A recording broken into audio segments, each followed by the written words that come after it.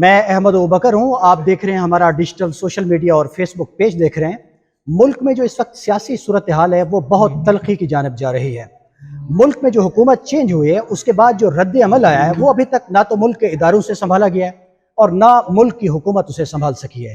اور حکومت کی تو اپنی حالت یہ ہے کہ ایسے لگ رہا ہے جیسے ایک معیشت کے طوفان میں ایسے گر گئی ہے. نہ تو کشتی آگے جانے کے قابل رہی ہے اور نہ پیچھے مڑنے کے قابل رہے ہیں. یہ جو سارا کرائسس جہاں سے جنم لیا ہے بنیادی طور پر اس کی وجہ کیا بنی ہے؟ میرے ساتھ سینئر اینکر بیٹھے ہیں عمران ریاض خان صاحب جو رائے عامہ کے میدان میں اس نیریٹو کو لیڈ کر رہے ہیں, جو اس نیریٹو کے روح رواں ہیں کہ ملک میں رجیم چینج حکومت کو لانے کی کیا ضرورت تھی اور ملک جس طرح سے آگے جا رہا تھا اچانک اسے ایک منفی ٹرن اراؤنڈ کی طرف کیوں دھکیلا گیا. خان صاحب بہت شکریہ آپ نے ہمیں ٹائم دیا سر. سر اس سارے کرائسس کے اوپر جو آپ کی ایک اپنی رائے ہے اس کے لیے ہم نے آپ سے ٹائم لیا, ہماری رہنمائی کریں کہ یہ کیا ہو رہا ہے ملک میں. دیکھیں اسیسمنٹ کی غلط فہمی ہے جو اگر اس کو ون لائنر آپ کہیں یا آپ یہ کہیں کہ یہ ہوا کیا سارا اور کیوں ہو گیا, یہاں تک کیوں پہنچ گیا پاکستان, تو یہ مس کیلکولیشن تھی. اسیسمنٹ آپ کی غلط ہے. آپ کوئی آپریشن پلان کرتے ہیں یا کوئی ایک پروجیکٹ آپ پلان کرتے ہیں اور اس میں اگر آپ کی بنیادی اسیسمنٹ غلط ہو جائے کہ اس کے نتیجے میں کیا ہوگا, تو پھر یہی ہوتا ہے جو پاکستان میں ہو رہا ہے. آپ کوئی ایک چھوٹا موٹا بزنس بھی اگر شروع کرتے ہیں تو آپ کی ایک اسیسمنٹ ہوتی ہے کہ میں یہ کروں گا, اتنے لوگ یہاں سے گزرتے ہیں, ان میں سے اتنے لوگ اٹریکٹ ہوں گے, ان میں سے اتنے لوگ رکیں گے اور ان میں سے اتنے لوگ کھائیں گے اور پھر مجھے یہ ملے گا. جیسے کوئی آپ ریسٹورنٹ آپ شروع کر رہے ہیں تو وہ آپ اسیسمنٹ کی بنیاد کے اوپر اپنی انویسٹمنٹ کرتے ہیں. یہاں پہ ہمیشہ سے ایسا ہوا کہ جب بھی کبھی رجیم چینج ہوا پاکستان میں تو وہ انٹرنل فورسز نے کیا زیادہ تر پاکستان میں. آپ کو پتہ ہے پاکستان کی فوج کرتی ہے یا پاکستان کے ادارے کرتے ہیں اور وہ اس بات کو مانتے بھی ہیں, تسلیم کرتے ہیں کہ انہوں نے بار بار یہ کیا ہے پاکستان میں. کم سے کم اب جو پچھلی حکومتیں ہٹی ہیں ان کے بارے میں تو وہ بڑا کلیئرلی ہمیں کہہ رہے ہیں کہ جی وی ڈڈ دس اور ہم نے وہ غلط کیا تھا لیکن اس دفعہ ہم نہیں کر رہے. لیکن ہر مرتبہ وہ یہی کہتے ہیں کہ اس دفعہ ہم نہیں کر رہے. اب وہ اسیسمنٹ کی بنیاد کے اوپر ہوتا ہے. لیکن اگر آپ کا ایک کے بعد ایک پروجیکٹ کامیاب ہوتا چلا جائے نا تو پھر آپ اسیسمنٹ میں اتنے محتاط نہیں رہتے. آپ جب اپنی اسیسمنٹ بنا رہے ہوتے ہیں تو آپ کو بڑا محتاط رہنا ہوتا ہے. لیکن ایک کے بعد آپ کا ایک پروجیکٹ اگر کامیاب ہو جائے, ایک کے بعد آپ کا ایک اگلا سٹیپ جو ہے وہ کامیابی کی طرف جائے, تو یعنی نواز شریف کی حکومت کے لوگوں نے مٹھائیاں بانٹی, اس سے پہلے گیلانی صاحب نکلے لوگوں نے مٹھائیاں بانٹی, پرویز مشرف صاحب لوگوں نے مٹھائیاں بانٹی, کاف لیگ لوگوں نے مٹھائیاں بانٹی. اس سے پہلے جب کبھی آپ نے اس سے پہلے نواز شریف کو نکالا, بینظیر بھٹو صاحبہ کو نکالا, لوگوں نے مٹھائیاں بانٹی. ایون ذوالفقار علی بھٹو کے ٹائم کے اوپر بھی ایک طبقہ بہت بڑا احتجاج کر رہا تھا, لوگوں میں بڑا وہ تھا, لیکن انہوں نے سوشل میڈیا کے ذریعے اس ٹائم پہ تھا ہی نہیں, ابھی تو سوشل میڈیا نا, تب کچھ میڈیا ہی نہیں تھا, تو انہوں نے اپنی طاقت کے ذریعے دبا لیا تھا. لیکن ہر دفعہ آپریشن سکسیسفل ہوتا ہے. اس مرتبہ تھوڑا سا مختلف یہ ہوا کہ اسیسمنٹ غلط ہو گئی. ایسا لگتا تھا کہ اس مرتبہ بھی جب یہ آپریشن ہوگا تو سکسیس ویسے ہی مل جائے گی, لوگ ویسے ہی نکلیں گے, سیلیبریٹ کریں گے اور اسی طرح کا ملا جلا رجحان بن جائے گا. تو دونوں طرف لوگوں کو کچھ لوگ ان کو مل جائیں گے اور کچھ لوگ ادھر مل جائیں گے اور ایک بیلنس کریٹ ہو جائے گا. لیکن انفارچونیٹلی جن لوگوں نے یہ آپریشن کیا ان کی اسیسمنٹ ان کے لیے انفارچونیٹ اس لیے کہ وہ غلط ہو گئی. پبلک نے پہلی مرتبہ پاکستان کی تاریخ میں خود نکل کے 10 تاریخ کو پورا پاکستان چوک کر دیا. 50 سے زیادہ شہروں میں لوگ باہر نکل آئے, بہت بڑی تعداد میں آ گئے. یہ اسیسمنٹ کا حصہ نہیں تھا, یہ مس کیلکولیشن ہو گئی یہاں پہ.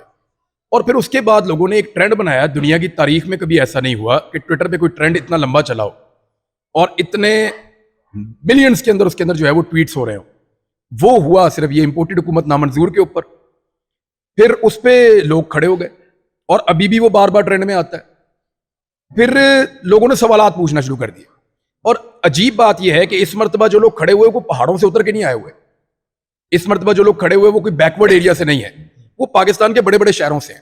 وہ مڈل کلاس ہے, لوور مڈل کلاس ہے, وہ سب. اب یہ لوگ ٹکر دیتے ہیں, یہ سوال بھی پوچھتے ہیں, ان کا دماغ بھی کام کرتا ہے. تو مس کیلکولیشن سے یہ سارا معاملہ خراب ہوا اور اب تک خراب پڑا ہوا ہے. اچھا سر یہ بتائیں, یہ جو مس کیلکولیشن ہے اس کے اگر ہم کچھ ایلیمنٹس دیکھیں تو وہ کیا ہیں؟ یہ تجربہ کار تو تھے جو آئے ہیں اور پولیٹیکلی بھی بڑے انریچ ہیں اور ان کے بیک پہ اسحاق ڈار جیسے معیشت کو دیکھنے والے لوگ ہیں, نواز شریف بھی باہر سے بیٹھے ہیں.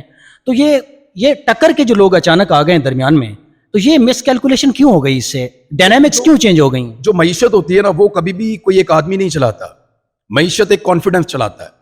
پوری دنیا کا ڈالر کا ایک کانفیڈنس ہے, ڈالر دنیا کو کنٹرول کرتا ہے, ڈالر کے اندر ایک کانفیڈنس ہے اور ڈالر دنیا پہ رول کرتا ہے, وہ کسی وجہ سے کرتا ہے. وہ اس کانفیڈنس کو گھماتے ہیں پوری دنیا میں, وہ سرکولیٹ کرتا ہے. کانفیڈنس بلانگس ٹو معیشت. ہوا یہ کہ عمران خان صاحب کے دور میں معیشت, کیونکہ مفتاح اسماعیل نے آرمی چیف کو کہا تھا, جنرل باجوہ کو 2018 میں, کہ دعا کریں ہم الیکشن ہار جائیں. انہوں نے کہا کیوں؟ انہوں نے کہا اس لیے کہ 3 سال تک تو کمر ہی سیدھی نہیں ہوگی جو آئے گا, جو ہم نے یہاں پہ مائنڈز بچھا دی ہیں, جو پاکستان کی معیشت کا بیڑا غرق ہوا ہے, جو بھی آئے گا 3 سال تک وہ کچھ نہیں کر سکے گا. وہ 3 سال مشکل عمران خان نے گزار دی, اس میں کووڈ بھی پڑ گیا اور عالمی مہنگائی اور یہ سب کچھ. اب چیزیں نا سسٹین کر رہی تھی, اسٹیبل ہو رہی تھی, اور پاکستان چل پڑا تھا, پہیا گھومنا شروع ہو گیا تھا. آپ دیکھیں مارکیٹ میں پیسے کی سرکولیشن تھی, لوگ پیسہ گھما رہے تھے. ابھی مجھے ایک میرے دوست بتا رہے تھے, کہتے عمران خان کے دور میں مہنگائی ضرور تھی لیکن پیسے کی سرکولیشن تھی. اس مرتبہ یہ ہوا کہ مہنگائی دگنی سے بھی زیادہ ہو گئی ہے اور پیسے کی سرکولیشن رک گئی ہے. وہ معاملہ کانفیڈنس کا. جس وقت لوگوں کا کانفیڈنس کسی گورنمنٹ میں نہیں ہوتا, یا جس وقت لوگوں کو لگتا ہے کہ یہ گورنمنٹ چلے گی یا نہیں چلے گی, رہے گی یا نہیں رہے گی, یا یہ لیجیٹمیٹ ہیں یا نہیں ہیں, تو اس وقت یہ جمود طاری ہو جاتا ہے. یہ جمود, اب مثال کے طور پہ انہوں نے بہت سارے ٹیکسز لگا دیے پیٹرولیم مصنوعات کے اوپر. اگر لوگ پیٹرول کا استعمال ادا کر دیں گے تو وہ ٹیکسز کا بھی فائدہ نہیں ہے.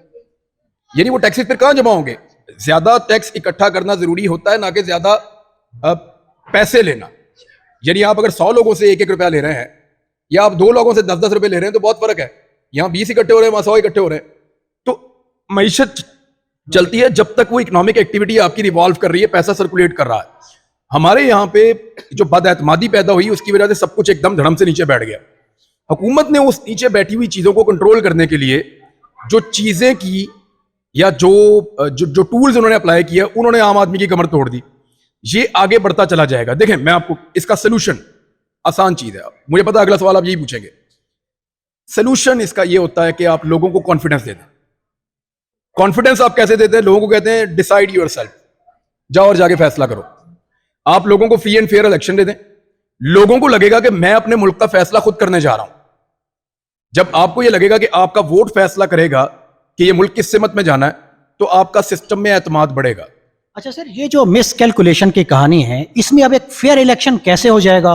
اور یہ جو دوسرا آپ نے اشارہ کیا کہ ایک تاریخ ہے ہماری اس طرح کے ایکسپیریمنٹ کرنے کی, کینیڈا کی پارلیمنٹ میں یہ بات ہوئی. آج خواجہ آصف صاحب جو گالیاں دیتے تھے فوج کو, وہ اس کا دفاع کر رہے ہیں. تو یہ نوبت کیوں آئی ہے, یا ہم نے اس کو کنٹینیو کرنا ہے, یا کہیں فل سٹاپ بھی لگانا ہے ہم نے؟ دیکھیں پاکستان کے وہ لوگ جو یہ ریجیم چینج آپریشنز وغیرہ کرتے ہیں, اس طرح کی چیزیں, وہ پھنس گئے ہیں بہت بری طرح. اب یہ ان کے اوپر ڈیپینڈ کرتا ہے کہ وہ فیئر چانس دیتے ہیں پورے پاکستان کو فری اینڈ فیئر الیکشن کا, یا ایک اور مس کیلکولیشن کرتے ہیں. میں ورڈ مس کیلکولیشن استعمال کر رہا ہوں. اگر ان کو یہ لگتا ہے کہ دھاندلی کر کے ایک حکومت بنا لیں گے, then again they are going to miscalculate the things. لوگ اس گورنمنٹ کے ساتھ کوآپریٹ نہیں کریں گے.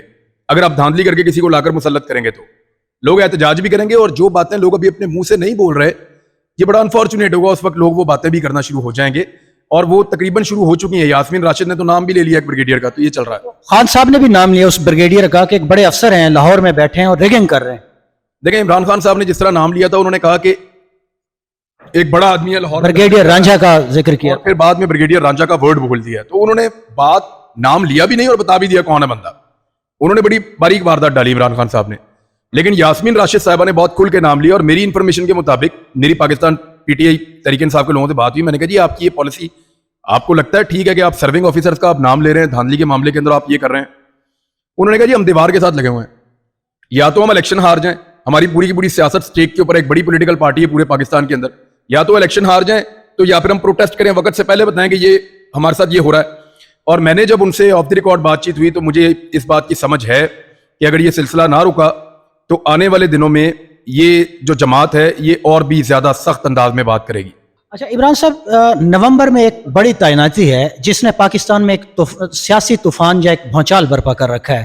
تو آپ وزیر داخلہ, ہمارے وزیر دفاع جو ہیں خواجہ آصف, وہ کہہ رہے ہیں کہ اس طرح کی تعیناتی جو ہے مستقل یہ فوج کو ہی دے دی جائے, اور سویلین کا اختیار تو ہمیشہ کے لیے ختم ہو جائے. تو یہ کس طرف لے جائیں گے ہم؟ اس کے اندر کی جو خبر ہے نا, وہ میں ابھی بتا نہیں سکتا.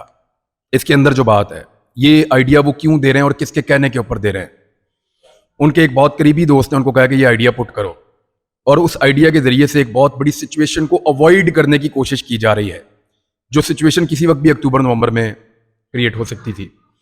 میرے خیال میں یہ ایک پولیٹیکل گورنمنٹ کا استحقاق رہا ہے پاکستان میں کہ وہ 5 یا 6 لوگوں میں سے, 4 یا 5 لوگوں میں سے اپنا آرمی چیف جو ہے وہ 3 سال کے لیے اپنا مقرر کریں, اور جو پارلیمنٹ کی بالادستی یا وزیر اعظم یا صدر پاکستان کا جو ایک عہدے کا وقار اور طاقت ہے وہ ایسے ہی قائم رہتی ہے کہ یہ چیز ان کے پاس رہے. یہ کوئی اتنی بری بات نہیں ہے. لیکن خواجہ آصف کو یہ آئیڈیا کہاں سے آیا, ان کو کس نے دیا اور کس وجہ سے دیا, یہ آپ کو کیمرہ بند ہونے کے بعد بتاؤں گا میں انشاءاللہ. اچھا سر یہ بتائیں کہ اب رد عمل ریٹائرڈ افسروں میں بہت بڑی حد تک بڑھ رہا ہے. اب جو سابق D G I S I ہیں ظہیر الاسلام صاحب, انہوں نے پی ٹی آئی میں باقاعدہ شمولیت اختیار کر لی ہے, تو یہ سلسلہ یہیں رکے گا یا یہیں سے بڑھے گا؟ دیکھیں ہر آدمی کسی نہ کسی پولیٹیکل پارٹی کو سپورٹ کرتا ہے. وہ کہہ رہے ہیں میں پی ٹی آئی کو سپورٹ کر رہا ہوں. کچھ ریٹائر فوجی ہیں جن کو میں جانتا ہوں وہ نون لیگ کو سپورٹ کرتے ہیں. کچھ ایسے ہیں جو بہت تھوڑے ہیں لیکن پیپلز پارٹی کو بھی سپورٹ کرتے ہیں. تو ہر پارٹی کی سپورٹ موجود ہوتی ہے مختلف اداروں سے ریٹائر ہونے والے لوگوں میں. ججز بھی ایون آپ کے جو پولیٹیکل جو یہ وکلا کے ونگز ہیں وہ بھی, ایون ہم صحافی جو ہیں ہماری بھی اپنی پولیٹیکل چوائس ہے. الیکشن والے دن جب میں ٹرانسمیشن کر رہا ہوں گا تو یہاں پہ میں نشان لگا ہوا ہوگا, میں ووٹ ڈال کے آؤں گا کسی نہ کسی کو. تو یہ جو اپروچ ہے کہ لوگ کھل کر سامنے آ رہے ہیں, ریٹائر افسران کی آپ بات کر رہے ہیں, تو اس کو مینج کرنے کے لیے پرویز مشرف کو اس عمر کے اندر بھی استعمال کرنے کی کوشش کی گئی ہے. یعنی مجھے بڑا دکھ ہوا کہ, لیکن آپ اندازہ کریں کہ وہ کیسا جرنیل ہے. آپ کے بڑے گلے ہوں گے ان سے, ہمارے بھی ہیں, لیکن وہ کیسا جرنیل ہے کہ اس حال میں بھی وہ کام کا ہے, ناکام وہ اس حالت میں بھی وہ بہت کام کا ہے. اچھا سر یہ بتائیں کہ اسحاق ڈار کی اب واپسی جو ہے اب چند دنوں کی بات ہے. اسحاق ڈار کے خلاف تو بڑی چارج شیٹ تھی, ان کے گھر تک کو ہم نے جو ہے نا خصوصی بچوں کا گھر بنا دیا. تو یہ جو سارا ریورس ہو گیا ہے, یہ نواز شریف تک بھی جائے گا یہ ریورس کا سائیکل جو ہے؟ یار ہمارا تو کورس ہی ختم نہیں ہو رہا. پہلے ہمیں ایک کتاب دیتے ہیں وہ اس کو پڑھو, ہم 10-15 سال اس کتاب کو یاد کرتے ہیں, پھر دوسری کتاب دے دیتے ہیں کہ اب اس کو پڑھو. ہم اس کو پڑھتے ہیں, اس کو یاد کرتے ہیں, پھر تیسری کتاب دے دیتے ہیں. ابھی ایک کتاب اللہ اللہ کر کے یاد کی ہے, نیا کورس شروع کروا دیا. یعنی ہمارا تو کورس ہی ختم نہیں ہو رہا. ایسی ہماری طالب علم والی زندگی ہے پاکستانیوں کی کہ پاکستان کو ہر تھوڑے عرصے کے بعد ایک نئی کتاب دی جاتی ہے کہ اب یہ بیانیہ ہے, اس کے اوپر چل پڑو. یعنی قوم کو روبوٹ بنا کے رکھا ہوا ہے. کبھی بیانیہ دے دیتے ہیں کہ انڈیا دشمن ہے, کشمیر کو آزاد کروانا ہے, کبھی یہ کبھی وہ, پھر کبھی اس کا نام بھی نہیں لیتے. اب چائنا کے اندر جانے سے کس ملک نے روکا پاکستان کو؟ یعنی ایک ملک ہے جس نے مخالفت کی ہے. نام لیں نا, آپ نام لیں, آپ نام بھی نہیں لے پا رہے. جب آپ نام نہیں لے پا رہے تو آپ کیا کریں گے؟ یعنی ہمیں تو یقین دلایا تھا کشمیر آزاد کروائیں گے, ادھر تو ہمیں کوئی اور چکر نظر آ رہی نہیں. ایک کتاب ہمیں پڑھاتے ہیں, ہم وہ پڑھتے ہیں, دوسری کتاب تو سنا ہے کشمیر بناسپتی لینا مسئلہ بناؤ. جی بہت مہنگا ہو گیا. اب میں سیریسلی آپ کو بتا رہا ہوں کہ یہ واقعی بہت مہنگا ہو گیا. عمران خان کے دور میں 40 روپے بڑھ رہا تھا تو ہم نے سب نے پروگرام کیے تھے اور ہم نے کہا تھا 40 روپے نہیں بڑھنا چاہیے. اب 250 روپے بڑھا, ہم سارے چپ کر کے بیٹھے ہوئے, ہم پروگرام نہیں کر رہے اس پہ. اچھا سر پولیٹیکلی اب کہیں لگتا ہے کہ خان صاحب بھی بعض اوقات ایک قدم آگے اور 4 پیچھے چلے جاتے ہیں. تحریک انصاف کا سر آپ کس طرح سے دیکھ رہے ہیں کہ ان کی حکمت عملی جو ہے, کہیں کوئی کنفیوژن دیکھ رہے ہیں یا کیا ہے, وے فارورڈ کیا اب ان کے لیے؟ اچھا ابو بکر بھائی, میں آپ کو ایک بات بتاؤں, اب پروڈکشن چھوڑیں, آپ اینکرنگ میں آئیں. میں سیریسلی آپ کو بتا رہا ہوں کہ میں نے بڑے لوگوں کو انٹرویو دیے ہیں اور آپ بہت ٹھیک سوالات کر رہے ہیں, بڑے فلوئنٹ کر رہے ہیں, اور ایگزیکٹلی وہی کوسچن ہیں جو میرے دماغ میں چل رہے ہیں کہ آپ یہ پوچھیں گے, بلکہ میرے سے تو بہت بہتر آپ کر رہے ہیں ماشاءاللہ. اب میں اس میں جو عمران خان صاحب کا معاملہ وہ ان کا پولیٹیکل ڈیسیجن ہے, ان کو جو ٹھیک لگتا ہے وہ کرتے ہیں. لیکن آپ ایک ایسی پاکستان کی پولیٹیکل انوائرمنٹ پہ سیاست کر رہے ہیں جہاں پہ آپ کو آگے اور پیچھے جانا پڑتا ہے. میں اختلاف کرتا ہوں بہت ساری چیزوں سے, نواز شریف کی بھی, عمران خان کی بھی, زرداری صاحب کی بھی, مجھے اختلاف ہو جاتا ہے. اور عمران خان صاحب کی حکمت عملی ہو سکتا ہے مجھے پسند نہ ہو, لیکن آگے پیچھے جانے والی بات پہ میں آپ کو ایک جملہ بتاتا ہوں. وہ ایک دن نا, یہ میری بیگم نے مجھے کہا, اس نے مجھے کہا کہ آپ نے جب کبھی لمبی چھلانگ مارنی ہو نا تو آپ کو 3-4 قدم پیچھے جانا پڑتا ہے. تو وہ مجھے یہ بات یاد آ گئی وہاں سے. Thank you. بہت شکریہ جی. آپ نے یہ ہمارا ایک سلسلہ ہے اس طرح کے بڑے اور کریکنگ انٹرویوز کو شروع کرنے کے اپنے یوٹیوب اور فیس بک کے اوپر. آپ ہمیں اپنا فیڈ بیک دیتے رہیں, لائک کریں, شیئر کریں. ہمیں اجازت دیجیے. اللہ حافظ.